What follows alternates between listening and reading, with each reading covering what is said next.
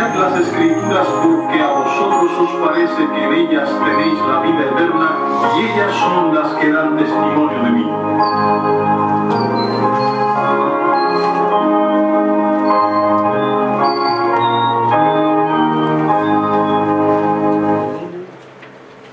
Oramos en favor de las clases familiares. Señor, en esta hora te pido perdón de mis pecados y te ruego en tu grande misericordia que nos concedas la gracia de tu compañía y tu dirección para entender las Escrituras. Solo tu Espíritu puede ayudarnos a comprender lo que tú revelaste, Señor. Danos esa bendición. En el nombre de Jesús te lo pedimos. Amén. Bueno, vamos a ver si estamos en el estudio de los evangelios. Vamos a ver si Edward ya se ha aprendido los 4 evangelios en orden. ¿Cuál es el primer evangelio? A ver, ¿cuál es el primero? ¿Lucas? No, no es el primero. ¿Mateo? Mateo el primero. Ahí. ¿El otro? Otra M.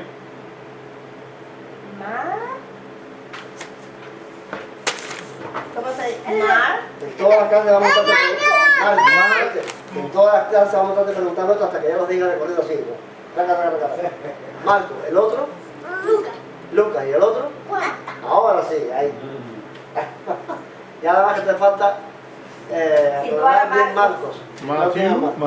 Mateo, Marcos, Lucas y Juan. Son los 4 evangelios. Estamos estudiando hoy Lucas 1, 39 al 56. El tema es María visita a Isabel. Es la visita que le hizo María a Isabel.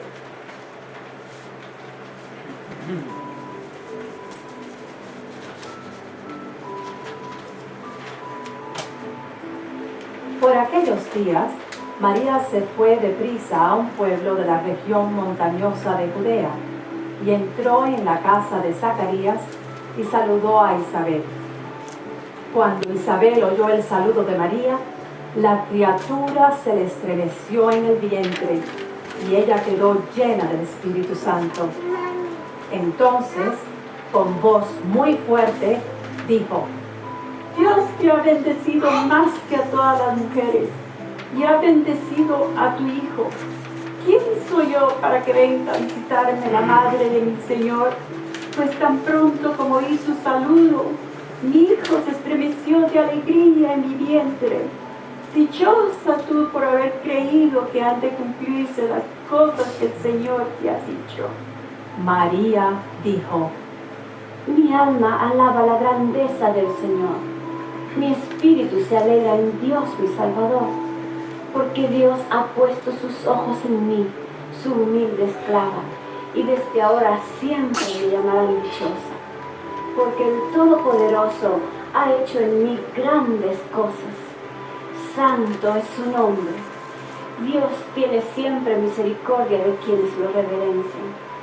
Actuó con todo su poder, deshizo los planes de los orgullosos, derribó a los reyes de sus tronos y puso en alto a los humildes.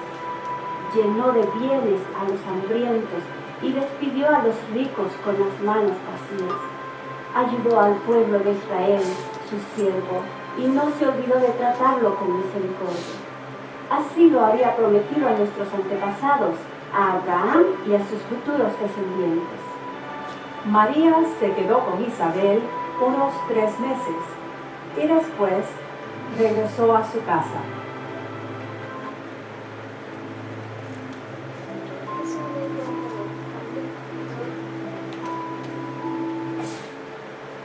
Bueno, vamos primero con los menores. Aquí dividimos las preguntas, primero a los menores y después a los mayores. Vamos a ver, los menores tienen un trabajo que hacer o tenían un trabajo que hacer. Vamos a empezar la presentación con la más pequeñita. Que presente primero su trabajo a la más pequeña, Esthercita. A ver. No, Esthercita. ¿Eh? ¿Qué pasó hoy? A ver si el trabajo de Esther era pintar, colorear la visita. ¡Oh! ¡Qué lindo! Pongo la cámara ahí para que se vea. Eso fue lo que Esther. A ver, enfócamelo para acá que yo no veo bien. ¿Cómo es? Esther. Oh, qué bien. Bueno, vamos a ver de Laura. Laura, párate aquí en el frente y presenta tu trabajo porque está en lo que hizo hacer.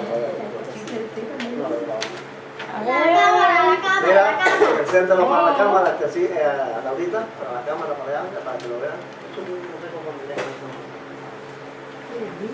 Bien. Un aplauso para, ¿Qué hizo eso? un aplauso para Laurita ahí. Oh, qué lindo, Laurita, muy bien. Y entonces Edward, te va a Y todas presentar. María son rosadas porque llegó cansada de A ver, visitar a... el de Edward. El de La otra Edward. está negra porque ya es de noche. Como la última era de mediodía, esta tiene que ser de noche. Muy bien. Oh, ok. un aplauso para Ya Edward veo. entonces. Y Edward La puso- selección de colores de Edward es bien María fuerte. visita a Edward. ¿Cómo es? María El rojo. visita a Edward, puso. Abajo. Pero es que la vi. Bueno, ese fue el trabajo que yo tenía que hacer de colorear el cuadro para recordar la visita de María a Isabel. Vamos a ver, las preguntas de Esthercita, digo de Laurita. A Laurita pon atención. Laurita, Laurita, mira también. a Laurita pon atención bien. Nosotros le encomendamos a Laurita un trabajo muy importante para algo que tenemos que hacer aquí. Aquí tenemos que llenar un crucigrama con las palabras que Laurita se aprendió. Vamos a ver si Laurita nos puede decir las palabras correctas para llenar el crucigrama. La primera palabra tiene, ¿quién lo cuenta ahí? La número 1, la horizontal. ¿Cuántas letras tiene? 6, ¿no? 6. ¿Seis? 7. 7 letras, ¿no? 7. No. 7 letras. ¿Cuál es? La palabra que me tiene que decir Laurita es respuesta a esta Ocho. pregunta. Oh, yo estaba horizontal. 8 letras. Bueno, vamos a ver. El nombre del dueño de la casa. ¿Quién era? Zacarías. ¿Sí? Zacarías. Qué bien. Muy bien, Laurita. Un aplauso para Laurita. María fue a la casa de un señor que vivía lejos y ese señor tenía un nombre, el dueño de la casa, y era Zacarías. Muy bien. La segunda es vertical, tiene como 0, 7 letras también, ¿no? 7. Vamos a ver si Laurita sabe este nombre. Lo que sintió el niño de Isabel en su vientre. Tita, el bebé estaba en la barriga de Isabel Ajá. cuando escuchó la voz de María saludando a su mamá. ¿Qué sintió? Mucha alegría. ¡Qué bien, alegría! Ya. Laurita está respondiendo bien sus preguntas. Alegría. Ahora, la palabra 3 tiene como 6 letras, ¿no? 6 letras, vamos a ver. La palabra 3 que Laurita nos va a decir es cuando llegó a la casa, ¿dónde iba? ¿A quién saludó? Isabel. ¿Sí? A ver. Oh, bien. Muy bien. Isabel. Saludó a Isabel.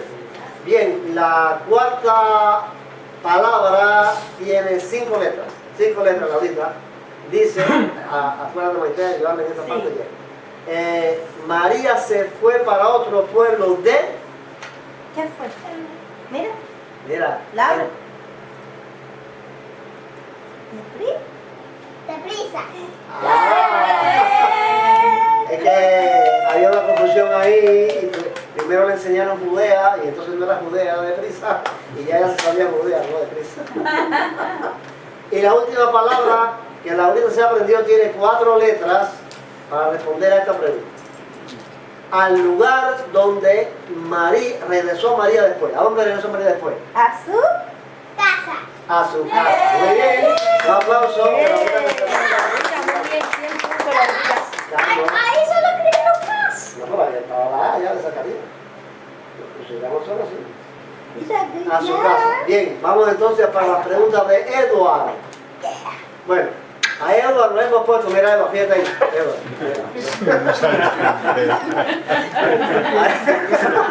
Igualito los muñequitos esos. Mira, Atómico. mira eso ahí. Mira, ahí Edward está puesto en un pueblito de montaña que se llama Ain Karim. Y vamos a ver por qué motivo pusimos a Edward encaramado ahí en esa montaña. Cuando responde la primera pregunta, vamos a ver. La primera pregunta dice, ¿cómo era la región de Judea a donde fue María? Montañosa. ¿Está bien? Una región montañosa. Muy Bueno, bien. actualmente la tradición cristiana reconoce a este pueblito como el que visitó María para visitar a Elizabeth. Este pueblo actualmente se llama Ain Karim. Miren qué interesante está eso. ¿Dónde queda? Ahí en Judea, la parte que era Judea antiguamente. ¿La afuera? Queda a 6 kilómetros de Jerusalén. El pueblito queda a 6 kilómetros al oeste de Jerusalén. Yo busqué aquí en un mapa para que ustedes vean que el recorrido, el viaje, y es interesante esto, Eduardo, aquí lo mira. El viaje que hizo María no fue un viaje fácil. O sea, para hacer ese viaje María tuvo de haber tenido una razón muy poderosa porque el viaje era largo y difícil. Por ejemplo, aquí tenemos a Galilea, esta es la región de Galilea. Aquí está Samaria y aquí está Judea. Nazaret, que era el lugar donde ella vivía, queda aquí. Y Ain Karim queda aquí. Wow, Ok. Todo eso tuvo que recorrer María en su viaje y eso lo viajes a pie. peligroso. Generalmente a pie. Entonces, bueno, allá vamos después. Vamos a ver. Ahí la Biblia no dice si va solo o no, pero es suponer que fue acompañado, ¿no? La región, ¿ves? Es un lugar turístico para cristianos. Los turistas cristianos visitan este lugar como un santuario. Arriba de una iglesia, ¿no lo ven? Allá. Ajá. Es un santuario dedicado a un santuario católico, dedicado a lugares donde supuestamente María se encontró con Elizabeth. Ese es el lugar que la tradición recoge donde María se encontró con Elizabeth. Pero estaba bien lejos, ahí ven la característica que sube por la montaña así. Por eso ese texto bíblico se dice que era un lugar montañoso. También encontré este mapa porque María no hizo un recorrido directo, todo eso tiene de montaña y ese se supone que ese fue el recorrido tratando de pasar no por encima de la montaña sino por los valles, las vueltas que ella tuvo que dar a pie para llegar hasta allá, desde Nazaret hasta Ain Karim. Y este sí es real, este es un mapa actual del satélite de ese territorio. Aquello es el mar de Galilea, tocando el muerto. Aquí está Nazaret actualmente y aquí está Ain Karim. Todo ese territorio montañoso tuvo que atravesar María. O sea, esto nos demuestra que ella hizo un viaje realmente riesgoso. Permiso. Ajá. Creo que tuvo que pasar por un río, porque ves ese río ahí Sí, arriba. tuvo que pasar ríos y tuvo que no. Y un viaje de día, eso no es un viaje de un día.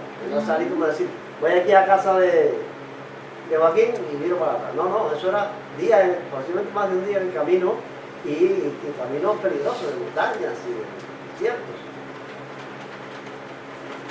Por eso digo que no fue una visita así de familia, de interesado, a ver cómo estaba la barriga. No, eso ya tuvo una razón poderosa para ver ese viaje tan lejos y tan riesgoso. ¿Cuántos kilómetros va a durar? No sé qué los kilómetros, pero son unos cuantos kilómetros. Yo creo que son 3. ¿Tres? Si son de esto de escala, ella. Sí, Claro. deja la filosofía. Vamos a ver. O 2. Edward, tu próxima pregunta dice, Sí. oye, Yo. tu próxima pregunta dice así. Pónmela aquí. ¿Cuándo fue que la criatura de Isabel se estremeció en su vientre? Cuando Isabel escuchó el saludo de María. ¿Está bien?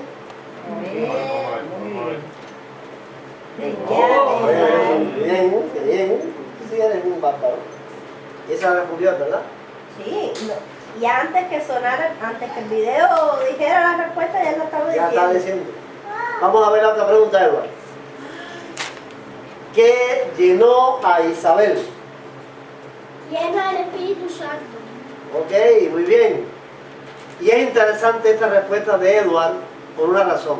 Estas mujeres tuvieron un diálogo y hablaron de cosas que posiblemente ni ellas mismas estaban enteradas de lo que estaban diciendo. Sí, yo creo que ahí se dijeron cosas. Porque fíjense, saquen en cuenta la distancia. ¿A qué distancia estaba? Ahí no había telégrafo, ahí no había celular, ahí no había manera de comunicación, no había cartero, no había nada. Y nada más que la saluda María a Isabel.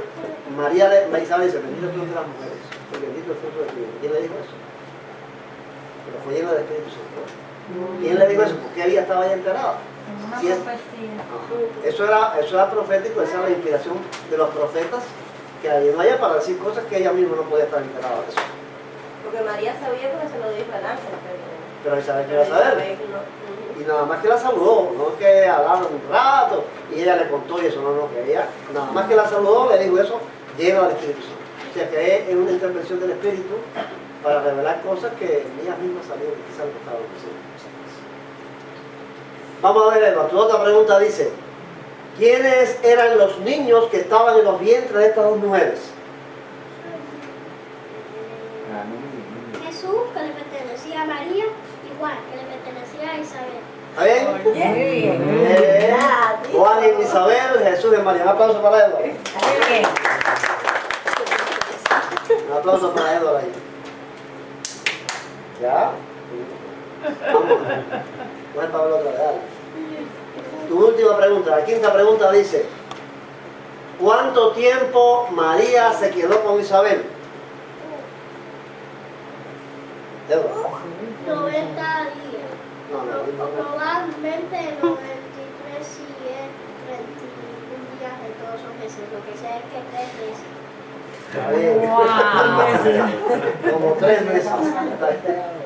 Eso digo, Tiene que dar 90, datos, 92 o 91 meses, depende de la cantidad de días. Sí. Yo sacas uno de esos 3.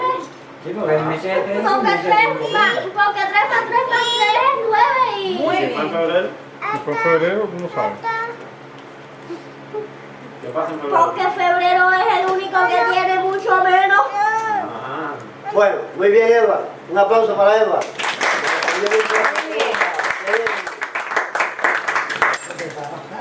Bueno, vamos entonces a la pregunta a los mayores. También te dice... Hacer un análisis interesante aquí. ¿Qué dice? Para ti. Ah, este hizo un crucigrama para En este laberinto. Laberinto. te hice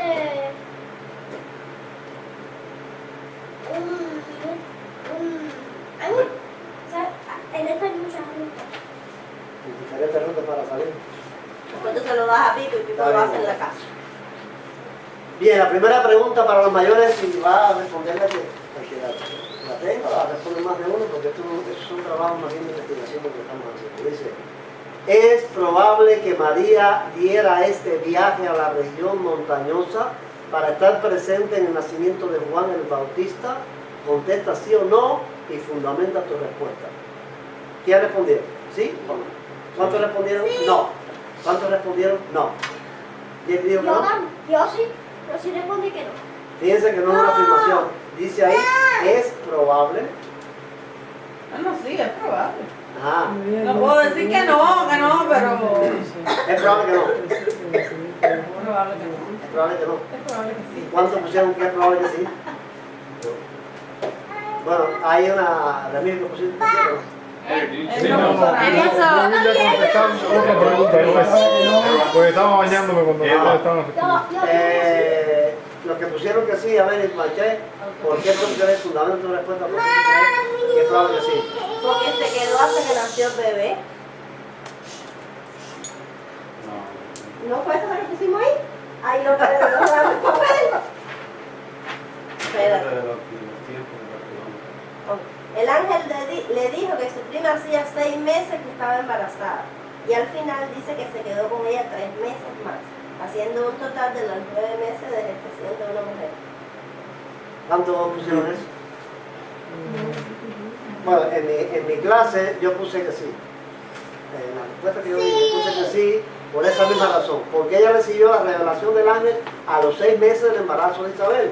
Y el último versículo dice que se quedó ahí 3 meses. Quiere decir que entonces es probable que ella diera el viaje para estar en el nacimiento de Juan. ¿Por qué? Porque estuvo 3 meses ahí en visita. Dice que salió deprisa. La respuesta de Laura, ella salió deprisa, salió rápido, salió apurada para este lugar de la región montañosa. Y allí estuvo con Isabel 3 meses. Quiere decir que ella esperó bastante tiempo, tal parece, para el nacimiento de Juan el Bautista. Es probable que María estuviera en el nacimiento. Por esa razón. ¿Tú pusiste que no? ¿Por qué? Bueno. We didn't see the. Mommy, you didn't see the. La otra pregunta dice así. 6 months. Yeah. En estas clases, a ver, para los visitantes, en estas clases estamos tratando de compartir con la familia la manera de estudiar la Biblia. porque tenemos una imperiosa necesidad de depender de la palabra de Dios, de la Biblia, para todo lo que creemos. Pero que a la Biblia hace falta saber estudiarla, no es simplemente leer, hace falta cómo se estudia. Entonces, están usando herramientas, no están usando los diccionarios bíblicos, están usando los diccionarios expositivos, están usando los interlineales, como una manera de ir aprendiendo cómo manipular, cómo trabajar con todas estas herramientas para estudiar por sí mismo. Ya nos esta pregunta, ¿verdad? La versión que usamos para que los niños la entiendan mejor como base escritural es la versión popular. Pero esa versión popular tiene sus problemas, y este es uno de las cosas que no es que vamos a decir, no vamos a usar la popular, porque no, vamos a usar la popular, pero vamos a estudiarla. ¿Ves? Y uno de los textos que quisimos estudiar fue eso. Por eso la pregunta dice, la versión popular fue una versión hecha por las Sociedades Bíblicas Unidas y un equipo de expertos de la Iglesia Católica. En el versículo 42 hay una frase que no está de acuerdo con el texto griego y que pudiera estar ahí por la influencia de los católicos. ¿Cuál es esa frase? ¿Cuál es la respuesta que dieron? Que está en la versión popular, ¿sabe? Yo puse, en la versión popular dice, Dios te ha bendecido. Más que todos. Más que a todas las demás. ¿Sí lo vieron ustedes? Más que todas las demás. Ajá. Dios te ha bendecido más que todas las mujeres. Es como dice la versión popular. Ahora, ¿cómo es que dice el texto griego? Entre todas. Entre todas. Vamos a comparar. Y así es como dice la popular. Dios te ha bendecido más que a todas las mujeres. Pero el texto griego dice, bendita eres tú entre las mujeres. No es lo mismo. Es decir, nosotros cuando en el interlineal ustedes ven que aparecen palabras en la traducción entre paréntesis, quiere decir que no son textuales. Son palabras que pone el traductor para aclarar el texto. Las palabras textuales son las que no están entre paréntesis. Si quitamos de ahí lo que está entre paréntesis, ¿cómo dice? Bendita tú entre mujeres. Esa fue la expresión. No más que todas las mujeres. Ya esa expresión, más que todas las mujeres, es sospechoso. Ahí la versión popular, dado que los católicos trabajaron en eso, y nosotros sabemos que los católicos consideran a María casi una diosa.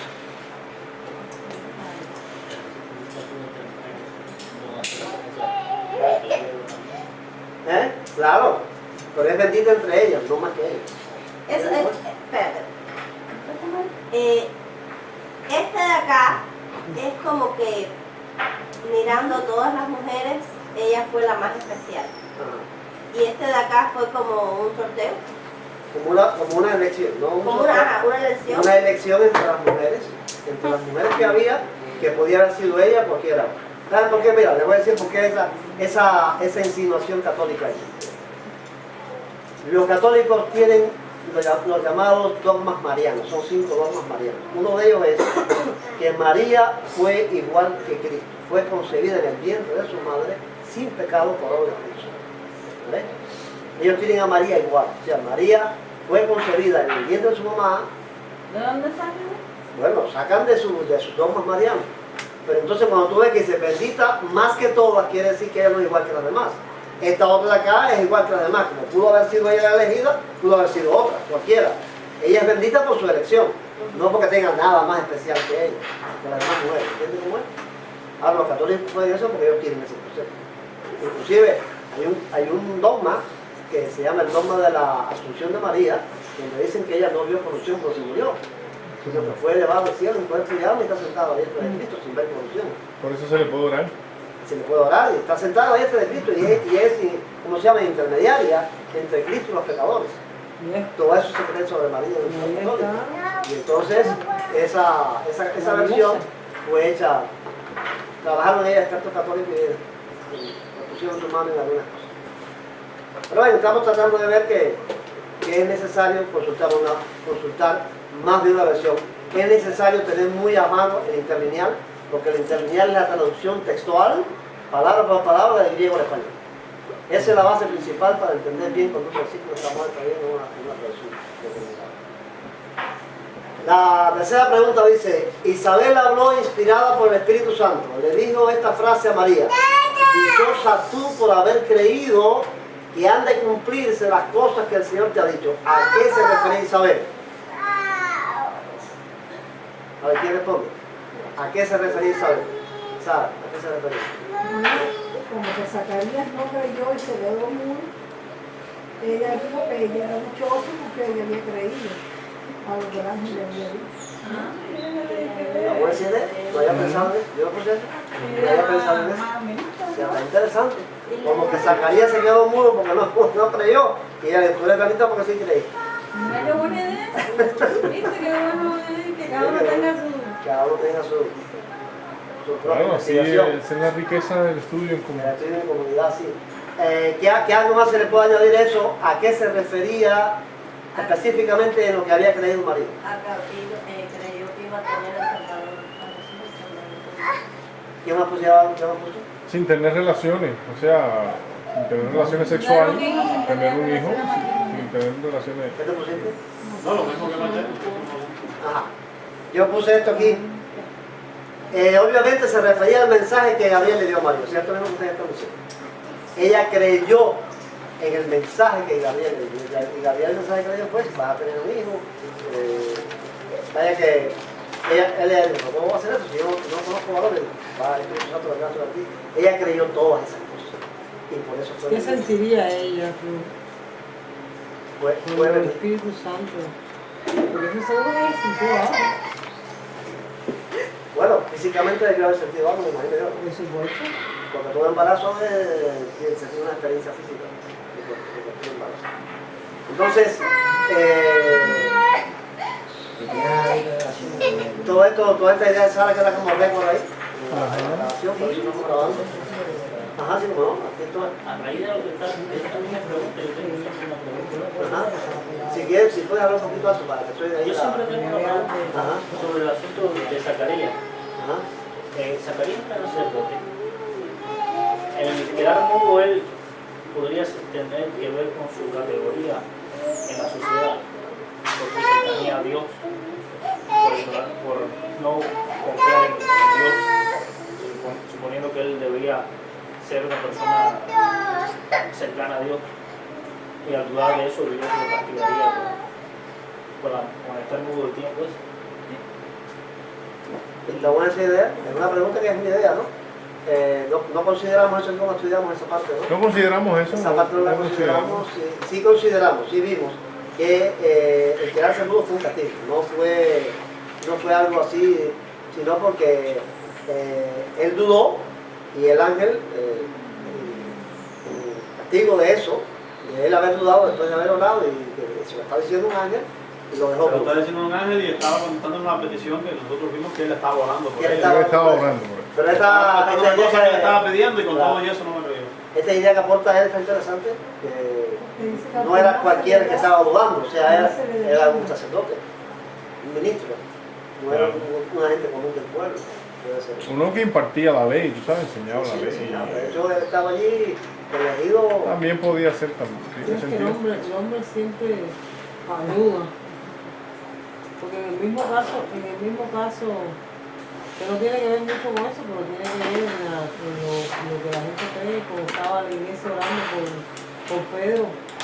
Él estaba orando para que Dios le sacara a Pedro de la cárcel. Entonces cuando Pedro toca la puerta, la mujer se asustó y dice: ¿qué va? Eso no puede ser Pedro. Y fue una respuesta, digo, una oración contestada. Y se quedaron ellos admirados cuando él dijo: Pedro, soy Pedro, dice no. Y eso para ellos tiene que ser su ángel, porque no puede ser de él. Y a veces uno. Porque también habían matado a Jacobo y lo habían, ¿no? Ya él dice: ¿cómo es? Si mataron a Jacobo, ¿qué seguridad tenemos? Que Pedro que es en cabecilla. ¿Qué cabecilla? Lo van a haber soltado. Son cosas. Sí, claro, el ser humano es así. Vamos a la cuarta pregunta. Después María dijo esta frase: porque el Todopoderoso ha hecho en mí grandes cosas. ¿A qué cosas podía estarse refiriendo María? A grandes cosas. Embarazada, a la visitación de un ángel, ¿sabes? ¿Qué más, Eduardo? Está embarazada sobrenaturalmente. porque iba a recibir al Mesías. Bueno, yo puse una que puse fue esa. Grandes cosas ha hecho, porque ella no es gente de humilde condición. La primera que yo puse fue esta. A que puso sus ojos en ella, que era una mujer de humilde condición. Grandes cosas ha hecho conmigo. Por eso dice en los últimos versículos, Dios es real. Ajá, dice ella también que Dios pone en alto, abate a los soberbios y pone en alto a los humildes. Entonces, la otra fue esta, el embarazo sobrenatural milagroso. Todas esas cosas que Dios hizo con ella, que no son cosas naturales, fueron cosas grandes. Una pregunta, quizás más o menos, quizás no. En ese tiempo, Herodes era el rey de Israel, por decirlo así. Sí. En esa zona. Rey de Judea. Rey de Judea. ¿Él era descendiente de David? No. Herodes no era israelita. ¿No era israelita? No, Herodes era Ismeo. Era de Domita. ¿De dónde? Descendiente de Edom, de Saúl. Ahí lo puso por rey ahí el emperador romano. No recuerdo el nombre de uno de ellos. Uno de esos emperadores fue el que lo puso antes de Cristo. Augusto. El emperador Augusto fue el que lo puso a él de rey de O Judea. sea que la línea de descendencia de los reyes de Israel estaba perdida ahí. Sí, no, ahí no había.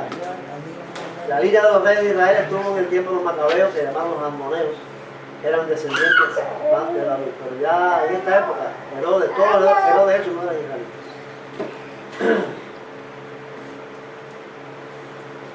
La pregunta 5, ¿de quiénes Dios tiene misericordia?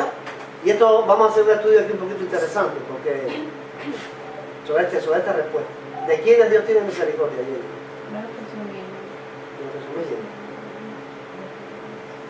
A ver, ¿quién tiene respuesta ahí? ¿Ahí tiene respuesta? Ay, los de los que los reverencian. De los que los reverencian. Y hay una pregunta que sigue ahí, que en el interlineal, el verbo que se usa en lugar de reverenciar es temer. Los dos son la traducción del verbo griego phobeo. Ahora, ¿saben ustedes qué palabra existe en el español que tiene como raíz ese verbo? Fobia. ¿Qué cosa es fobia? Miedo a algo. Miedo a algo. Claustrofobia, ¿qué cosa es esa? Nada parece Estar claustrofobia. en un camello apretado. Apretado, que la metan en el tubo ese del somotón, ¿qué cosa Ay, es? somotón. Ay. Claustrofobia, ¿qué cosa es la hidrofobia? Es la rabia, que es el miedo al agua. Terror al agua. La hidrofobia, la rabia es hidrofobia, es terror al agua. Rabia. La rabia, sí, el virus ese que después los perros. El sonido. ¿De verdad? El sonido ese que se paró de ahí. Hidrofobia se llama. Se llama hidrofobia. Así que las fobias son miedos y el verbo que se usa ahí es el verbo de usar esa palabra, fobeo, es miedo, temor. No es, ¿por qué quiero hacer este estudio? Miren, yo quiero decirles algo. Hay en el mundo en sentido general y en particular en el cristianismo una ausencia del conocimiento, y la ausencia del conocimiento trae como resultado ausencia de la práctica, de lo que es el temor de Dios. Los cristianos creen que a Dios se le teme como un respeto paternal. Es el respeto que se le tiene a un padre. Vamos a ver por este estudio que el temor de Dios que enseña la Escritura no es respeto paternal, es demasiado simple eso.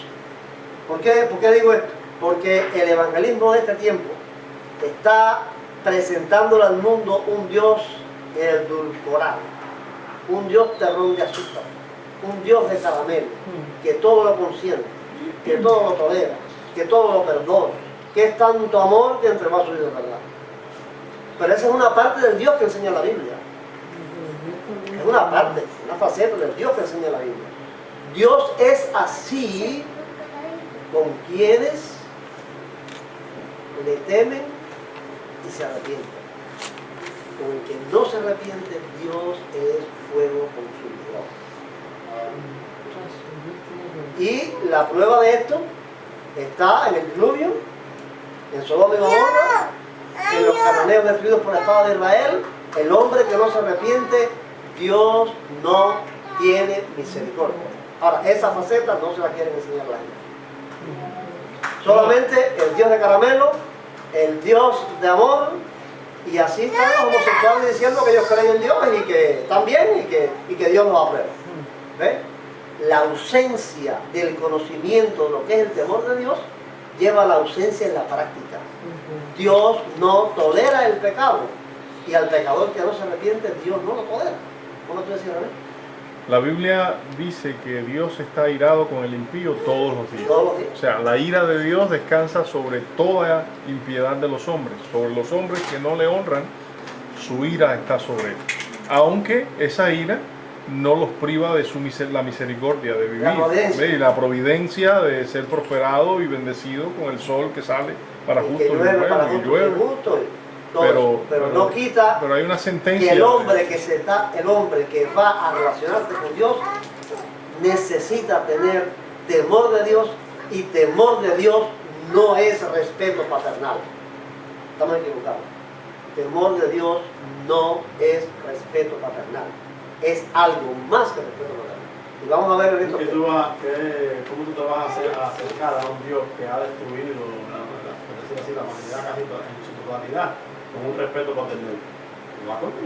Temblando de miedo. No, vamos a ver qué eso es lo que dice. Hay un detalle que debe también considerarse. Si Dios descansó o depositó la ira sobre su Hijo por nuestro pecado, no podemos considerar a Dios como un turrón de azúcar, como acabas de decir, ¿no? Tú sabes, Él castigó a su Hijo por nuestra ira. Por eso que Hebreo dice, ¿cómo escaparemos si descuidamos una salvación tan grande que Dios nos ha dado? O sea, no es cualquier cosa. No se trata de un movimiento familiar ni institucional. Se trata de que es el Dios el que legisló leyes, que creó un plan para tu salvación, pero derramó su ira sobre el objeto que fue su Hijo para salvarte. Si tú menosprecias eso, ya no hay opción. Esa idea reduce el amor que uno puede sentir por la salvación que ha recibido. El mismo Cristo dice, a quien mucho se le perdona, mucho ama, y a quien poco se perdona, poco ama. Si tú ves como que tú de lo que estás salvado es poca cosa, tú no tienes ese agradecimiento de haberte librado. Qué cosa tan terrible. Vamos a ver el texto, vamos a considerar el texto. Dice, en la traducción literal del griego, y la misericordia de Él por generaciones y generaciones para los que temenle. ¿Quién me lee eso ahí? Fobumenois. Es fobeo, es el verbo fobeo, en esa ¿cómo se llama? Conjugación, como temor. O sea, María dice que la misericordia se derrama sobre las generaciones de los que tienen ese temor, no respeto maternal, recuerden, los que tienen ese temor, ese casi miedo a quién es Dios. Necesitamos tener temor de Dios, conocer que no sea el temor de Dios y tener temor de Dios. Vamos a ver qué significa este verbo. Los que lo buscaron en el diccionario Vine. Bueno, miedo, respetar, reverenciar, ser precavidos, tener precaución. O sea, son los que yo señalé. Hay muchas definiciones. ¿Qué ustedes encontraron? Dejamos dos textos. Casi los íbamos a leer. No me lo dejes, déjame. Que uno es cuando Pedro se está hundiendo en el agua y le dice, Señora, ayúdame. Tuvo ahí fobia, ahí miedo, pero viendo el viento. Pero que se usa ese mismo verbo. Y es miedo a la muerte, porque es lo que tenía miedo a morirse. Y el otro no me cuenta mucho qué cosa es, pero tiene tiene que ver también con que se iba a morir. Es un miedo, no es, Miedo. no es respeto paternal. Ninguno de esos usos del verbo allí en esos textos que pone en Biblia es respeto paternal. Es miedo, es temor. Vamos a ver aquí. Dice, tiene como sentido más frecuente el temer, tener temor, estar atemorizado. Se halla siempre en la voz pasiva en el Nuevo Testamento. Eso fue lo que yo saqué de todo que da mucho. Como dice la Biblia, el vídeo da muchas definiciones, pero lo que saqué fue eso. ¿Qué tú sacaste, Sara?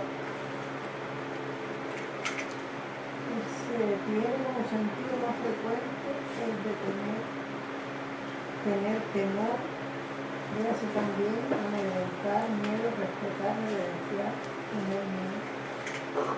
Vamos a resumir. El sentido más frecuente de ese verbo en el Nuevo Testamento es temer, tener temor, estar atemorizado. Ahora, ¿qué significa? Es interesante esto de que siempre está en la voz pasiva en el Nuevo Testamento. Nunca ese verbo aparece con voz activa, siempre aparece con voz pasiva. Vamos a ver qué quiere decir eso. ¿Qué es la voz pasiva de un verbo? No te preguntamos, sino simplemente vamos a explicar. Los verbos todos tienen voz activa y voz pasiva, lo mismo en griego que en español que en cualquier idioma. Voz activa y voz pasiva. La voz activa es cuando el sujeto realiza la acción del verbo. El verbo es la acción de una oración. ¿Qué cosa es el sujeto ahora, Cris? ¿Qué cosa es un sujeto del verbo?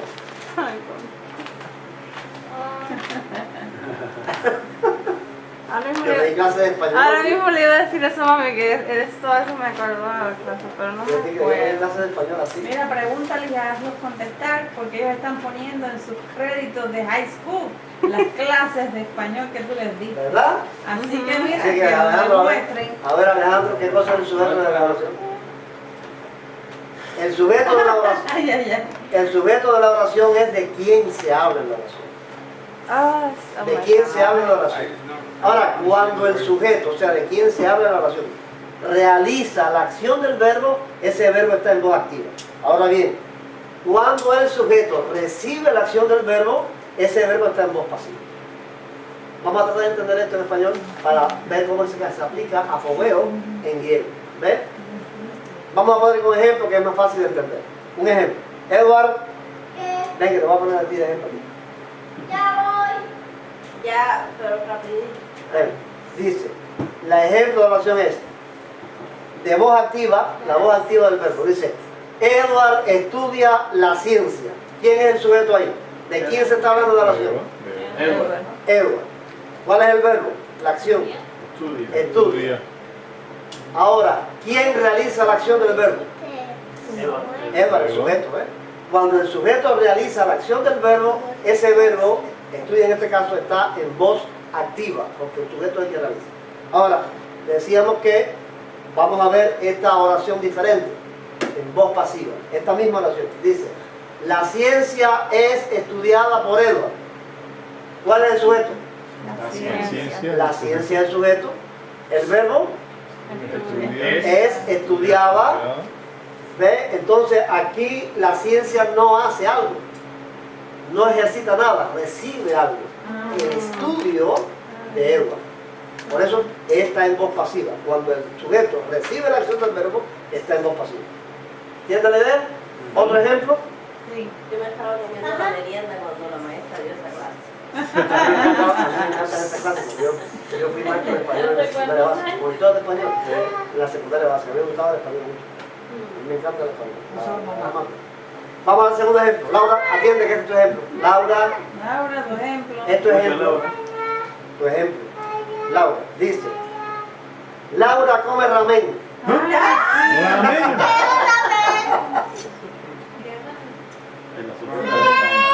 Ay, Dios mío, tú también. Ramen. ¿Quién es el sujeto ahí?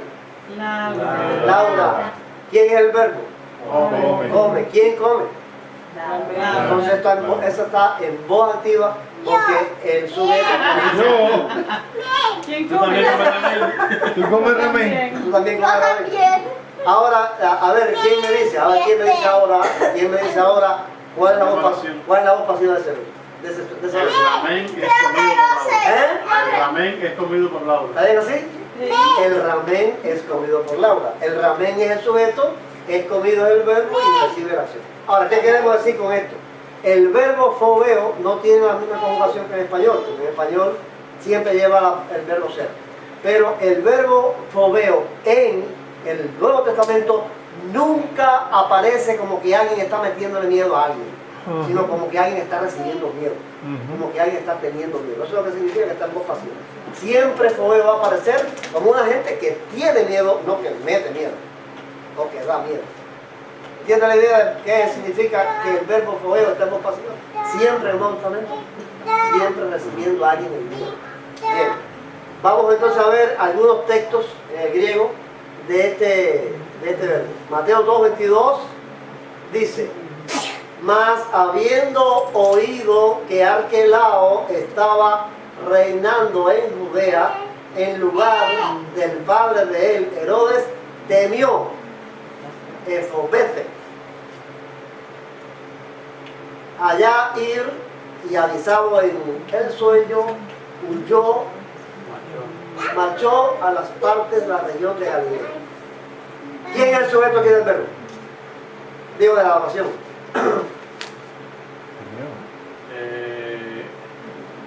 El sujeto está, hay sujeto. Está implícito, pero no está. Ajá, el sujeto no tiene que aparecer. ¿Quién es? Me imagino que sea José. José, claro, el sujeto es José. ¿Qué tuvo José? ¿Metió miedo o le dio miedo? Le dio miedo. Recibió miedo, quiere decir que él está en voz pasiva. Él recibió el miedo, él tenía el miedo. Pero yo no quiero llamar la atención sobre el asunto gramatical, sino el estado de sentimientos de fobeo, qué cosa es. ¿Qué fue lo que tuvo José con relación a Arquelao? ¿Respeto paternal? ¿Fobeo el respeto paternal? No. ¿Qué tuvo? Miedo, porque corría riesgo tuvo miedo de... Arquelao, tuvo temor. Ven, el verbo fobeo no es respeto paternal, es miedo, temor. Vamos al otro. Mateo 14:30 dice: mas viendo el viento tuvo miedo, Efobete, y habiendo comenzado a hundirse gritó diciendo: Señor, sálvame. Es el texto que me interesa. ¿A quién le tuvo miedo Pedro ahí? A los vientos. Al viento. ¿Pero respeto paternal al viento? Yo quiero hacer énfasis en eso. Temor de Dios no es respeto paternal. El verbo, el contexto, vamos a ver después, no permite creer eso. Chico, pero eso yo creo que el único que puede recibir o sentir esa experiencia es una persona que haya nacido de nuevo. Porque el impío se burla de Dios porque no tiene ningún sentido, porque no lo puede ver. Precisamente estamos diciendo que en el mundo Pero el eso temor sucede... de Dios por falta de saber qué cosa es el temor de Dios. ¿Ven? Porque si la gente supiera lo que es el temor de Dios, experimentaría algo diferente. Dios es un juguete. Para la gente Dios es un juguete. Cuando tú haces así te pones a mirar las constelaciones, los astros, las galaxias, los miles de millones de astros que hay en el mundo, las distancias enormes. Y el que creó eso, a ese es un caramelo. Ese que creó esas cosas que hizo el cielo y la tierra y todo lo que hay, yo lo voy a tratar como si fuera un muchacho, como un juego de palabras. Ay, my God, ay, my woman. Dios es un juguete. Dios es un juguete para el hombre porque ha perdido el temor de Dios. Porque no tiene el temor de Dios. A Dios no se le respeta, a Dios se le teme. Y eso pasa hasta entre los cristianos. Hasta entre los cristianos ocurre eso. Que no se teme a Dios. Se parece como que Dios es un padre bueno, que todo me lo consiente y que yo soy la niña de los ojos de Dios. Yo soy la niña de los ojos de Dios. ¿A quién se le ocurre decir eso? Yo soy la niña de los ojos de Dios. Mientras tengas temor de que Dios, no, ni aunque tengas temor, ni aunque tengas temor de él, tú nunca eres la niña de los ojos de Dios.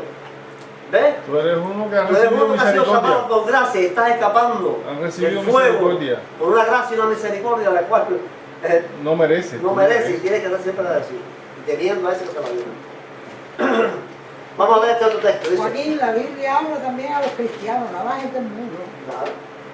Y mucho produciéndose altercado, temiendo el tribuno, Cobetéis, que fuese despedazado Pablo por ellos. ¿Quién tuvo el miedo? El tribuno. ¿Y a quién le tuvo miedo? A la multitud. A la multitud, no el respeto para nada. El temor, miedo que la multitud fuera a despedazar a Pablo. Vamos al otro texto. Y este no le va a gustar a las mujeres. Bueno, a las mujeres que son esposas. También a las que no son esposas, también pueden oír. Pero miren lo que dice. ¿Que le va a gustar o que no le va a No les va. Pero está ahí. Seguro que es que papi siempre tiene la razón. En Efesios 5:33 dice, miren esto, miren Efesios 5:33 dice, sin embargo, también vosotros, uno por uno, cada uno a la de él misma mujer, así ame como a sí mismo, y a la mujer para que respete al marido. Pero ¿qué palabras hay? Gobeta. Es fobeo, es fobia. Ahora ustedes ven que ahí la palabra respete tiene un numerito, un 3. Eso es que tiene abajo una aclaración, el interlineal tiene abajo, a pie de página, una aclaración que dice así. Respete literalmente tema. No es respeto, es temor. Tienen que tenerle miedo al esposo. Temor. Mira cómo dice, mira cómo traduce. No, para usted llega a la a contar, mira cómo traduce la Reina Valera 1909 ese texto. Mira, dice, cada uno empero de vosotros de por sí ame también a su mujer como a sí mismo, y la mujer reverencie a su marido. No es que tengas miedo de que te vaya a dar un golpe o que te vaya a maltratar, todo lo contrario. Es un temor de desagradarle, de hacer lo que a él no le parece que es lo que ¿sabe? Lo apropiado. Es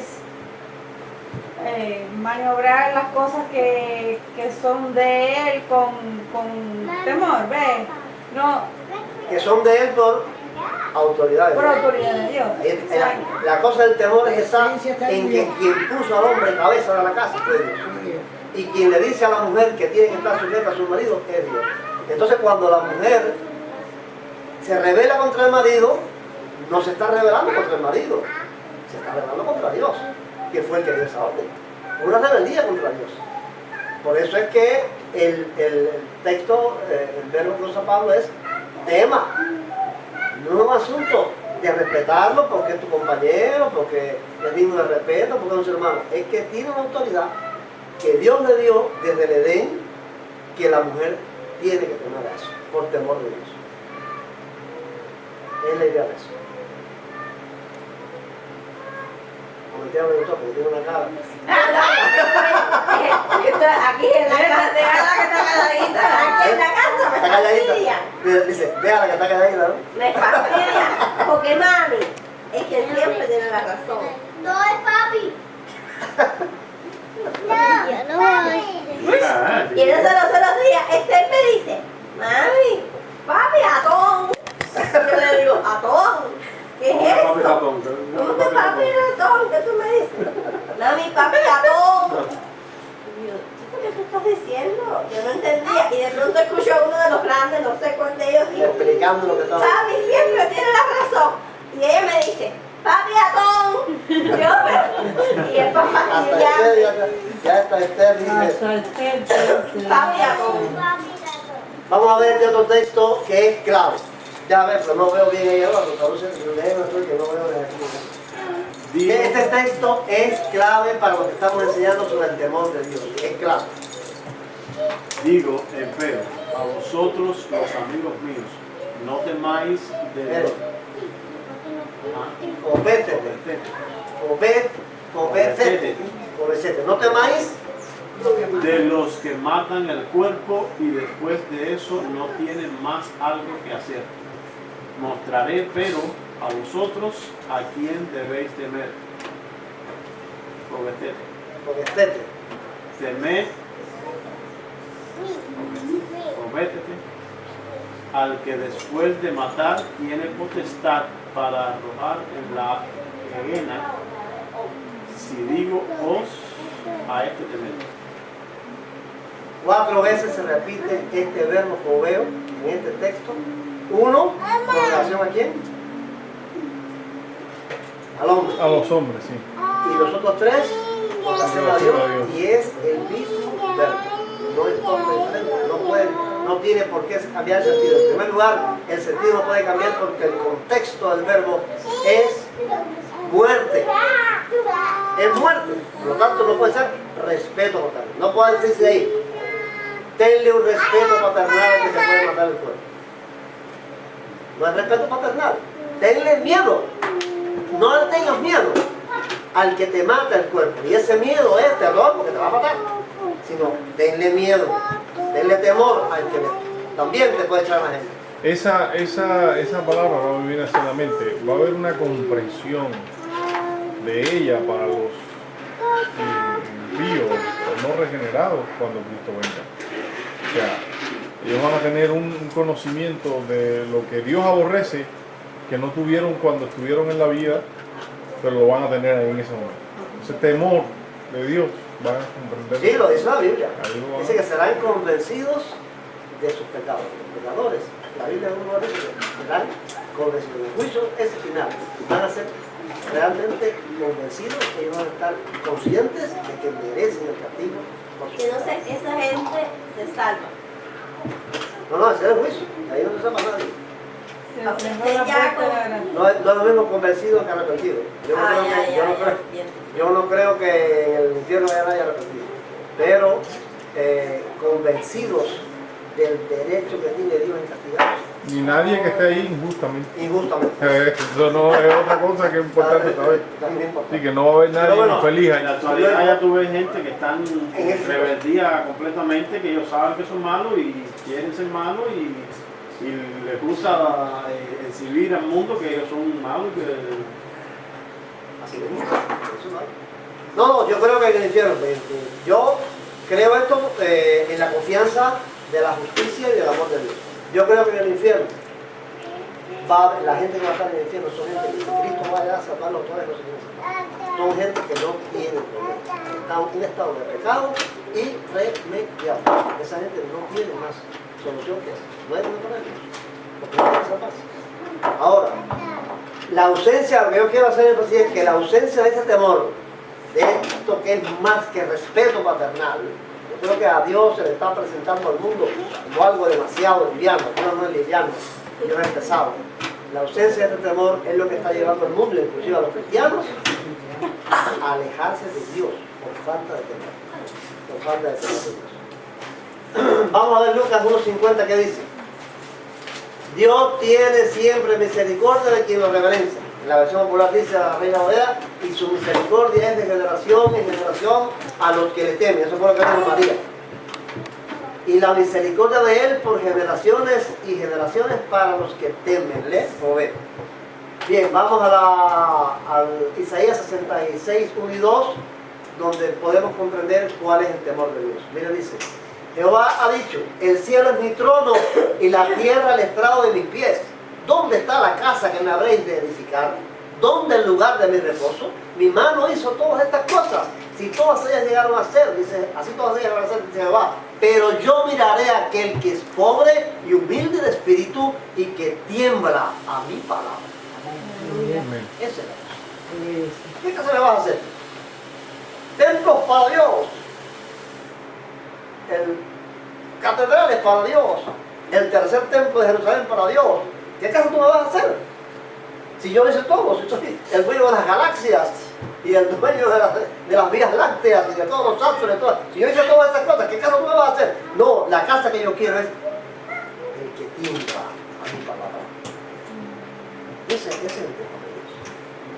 El temor de Dios no es hacer el santuario, la grandeza. Dios no hace falta eso, ya hizo todo. Ahora, el que es pobre y humilde de espíritu y tiembla a mi palabra. Le da temor en el estómago, nada más que de oír lo que Dios exige y lo que Dios va a hacer si no se arrepiente y no busca a Dios. Ese es el temor de Dios. Eso es poder. Ese es poder. Ojalá que en nuestro seno familiar siempre pudiéramos tener eso. El verdadero temor de Dios. Ante Dios se tiembla, se cae de rodillas. Según uno se pone como Daniel, el rostro en el polvo de la tierra, diciendo: yo soy un miserable, Nosotros y nuestros padres hemos pecado y no merecemos nada de Dios. Ese es el que alcanza la misericordia de Dios. A quien arroja la herencia, a quien detiene, a quien tiembla de Dios. ¿Entendieron bien la idea del temor? ¿Lo que es el temor de Dios? Vamos a la séptima pregunta. ¿Qué hizo Dios con los planes de los orgullosos? Los destruye. Destruye. ¿Sabes qué pusiste?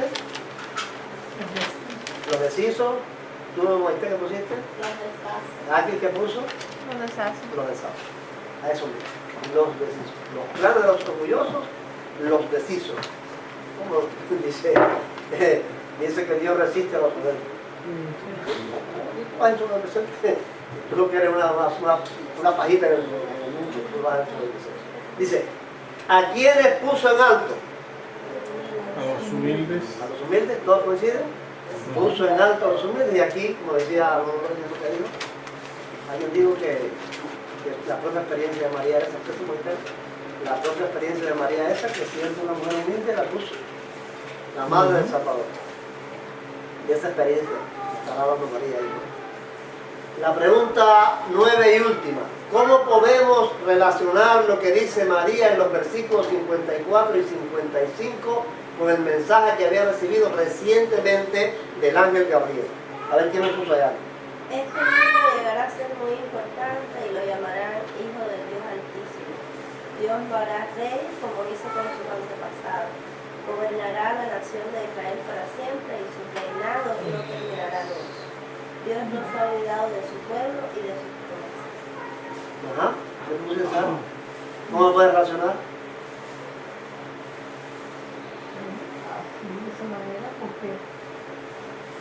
Fíjense, ella recibió unos días antes, no sabemos cuántos días demoraba el viaje, vamos a suponer que demora 3 días antes, porque ella salió de prisa. Ella no, de que el ángel le dio el mensaje de que estaba embarazada allá, y eso, y salió, eso fue rápido, dice que salió de prisa para allá. Vamos a suponer que demoraba 3 días el viaje. A los 3 días ella le dice esto a Elizabeth. Con relación a lo que le ha dicho el ángel le había dicho eso. Vamos a ver aquí, dice.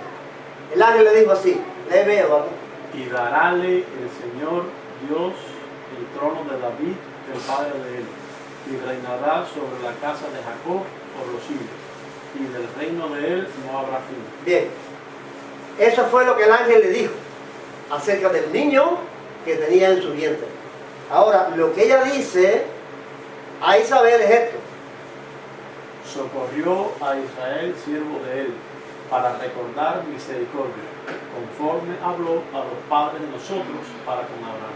Ok, yo creo, en mi opinión, ¿no? La relación que yo hago es esta. Cristo trajo una misión salvadora para Israel. Y lo que el ángel le dice y lo que ella le dice a Elizabeth, está diciéndole, esto que me dijo el ángel es la promesa que Dios hizo a Abraham. Y vas a poder se acordó de Israel por su misericordia. Entonces, realmente Cristo trajo una misión salvadora para Israel. Y eso nosotros vamos a comprobar todavía más cuando estudiemos el nacimiento de Juan Bautista y las palabras de Zacarías en ese nacimiento. Vamos a la conclusión. Edward y Laura, vengan para acá a ver la conclusión de la clase. Edward y Laura, siéntense aquí para ver la conclusión. Tengo mucho hambre. Vamos a ver. Laura, ven. Ven a ver la conclusión de la clase, claro. Que también es para ti ya. Vamos a ver. Todo tranquilito ahí. Vamos a ver si se ve, porque nosotros se ve. ¿En audio? Sí.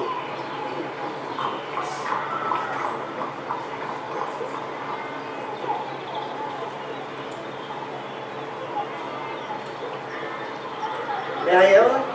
María sale para visitar a Isabel. Vamos a ver si la hablamos. ¿Cómo parece María ahí? Dice, el viaje era lejos y peligroso. Probablemente María fue con alguna compañía.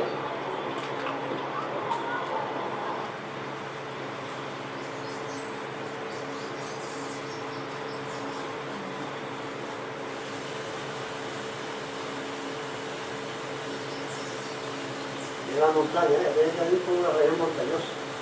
La bandera, sin zapatos, Ay, el checker. ¿no? Es probable que tuvieran que pasar alguna noche al descampado, es decir, ahí al aire libre, dormir una noche. A mí no me cuadra eso. Al fin llegaron a la ciudad montañosa, Laura. Que la gallina.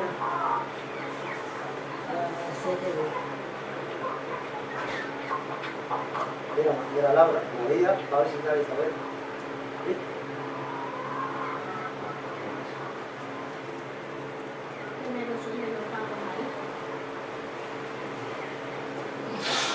Después de los papos, vamos. Sí, los pasos llueven. La paz sea sobre ti, amada prima.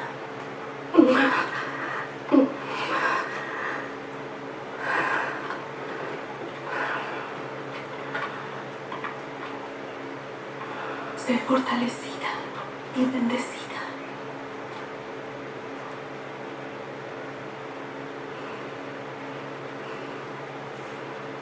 Bendita tú entre las mujeres.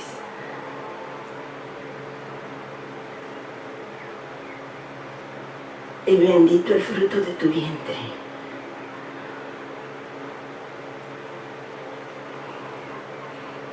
Porque se me concede esto. Que la madre de mi Señor venga a mí. Dios puede verle revelado. Porque he aquí, cuando llegó la voz de tu salutación a mis oídos,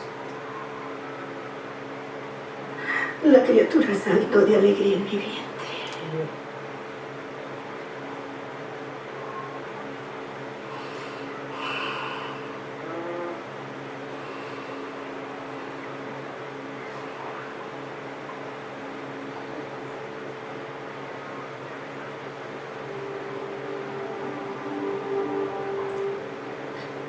Engrandece mi alma al Señor. En mi espíritu se regocija en mi Dios, mi Salvador. Porque ha mirado la humilde condición de su sierva. Porque he aquí, desde ahora, todas las generaciones me dirán bienaventurada. Porque me ha hecho grandes cosas el poderoso. Y santo es su nombre. Y su misericordia a los que le temen desde generación en generación. Hizo proezas con su brazo. Esparció a los soberbios en el pensamiento de sus corazones. Quitó a los poderosos de los tronos. Y a los humildes levantó. A los hambrientos llenó de bienes. Y a los ricos los despidió vacíos.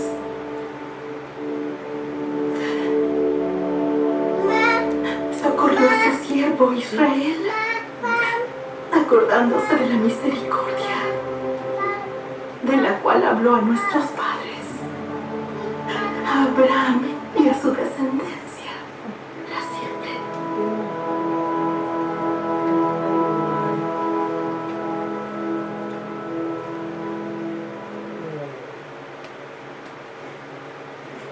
Lucas escribió su evangelio entre los años 60 al 70. Esto nos lleva a pensar que María podría haber tenido en esas fechas entre 75 y 90 años de edad. ¿Quién? ¿María? María, sí. Cuando Lucas escribió el evangelio. Cuando Lucas escribió el evangelio, María pudo haber tenido entre 75 y 90 años. Ahora sí entiendo. Es casi seguro, bueno, dice, Lucas escribió su evangelio entre el año 60 y 70 después de Cristo. O sea, 60 o 70 años después de los hechos. Si María tenía 15 años, tenía 75. Si tenía 25 años, tenía 95. Es casi seguro que fue una fuente de información muy valiosa para Lucas, quien escribió su evangelio basado en relatos de testigos presenciales. Así Lucas puede contarnos hechos como este de la visita a Elizabeth que solo María podía reconocer. Esta visita solo María tenía conocimiento de esto. Entre la gente que en el año 60 y 70 Lucas investigó no conocimiento del viaje, sino de los detalles de las palabras que se hablaron. Y las palabras inspiradas por el Espíritu que dijo Isabel y que dijo que María, ¿quién iba a tener ese conocimiento? Y no solo María. Y Lucas escribió su evangelio sin investigando con las personas. Yo sé que el Señor nos bendiga y nos conceda la gracia de cada día interesarnos más para estudiar cada tema, tratar de sacar la mayor sustancia posible y el conocimiento posible, porque repito lo que diremos también el domingo en la clase, si hay clase. Es imprescindible, hermano, el estudio de las Escrituras. No hay otra para estar encaminados en la verdad que la palabra de Dios. Él recibe la honra, vamos a hacer una oración de gratitud. Vamos a hacer la... ¿Sí? Padre, gracias por el momento que nos hemos permitido de tu Padre. Gracias por la enseñanza que hemos tenido hoy, Señor, porque cada día podemos comprender más de tu divina palabra, Padre. Te pedimos que tú nos sigas bendiciendo en este sábado de reposo y que podamos meditar cada día más en las palabras que tú nos das, Señor. Toma siempre la honra y la gloria de todo lo que haces, Padre. Amén. Gloria a Dios.